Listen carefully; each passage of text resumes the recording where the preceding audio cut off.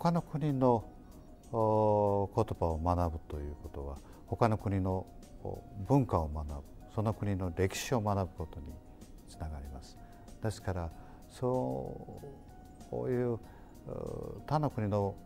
言語を学ぶことによって人は非常に平和的になると思います。相手の国の人たちの文化ですとか歴史ですとかいろんな事情が分かれば分かるほど戦争というのはなんて、ひどいことをするんだろうということが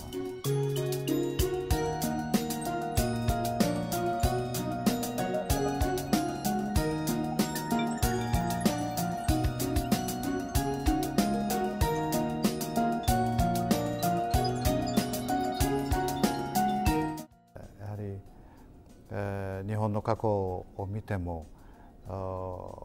鬼畜米英という時代がありました。アメリカやイギリスのことを何も教えられないで、知らないままにあの人たちは鬼だということを思ったがために戦争をしてその人たちを殺すことを何とも思わなかったのかもしれません。ただ今のようにイギリスやアメリカとの交流も増えてその人たちの考えていること、生活していること、悩んでいることが我々の考えていること、悩んでいることと同じだというふうに分かれば戦争をしようという戦争に賛成という気持ちは全くなくなると思います。そういう意味では言葉を勉強する、いろんな国の言葉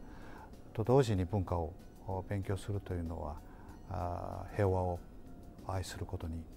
つながると思います。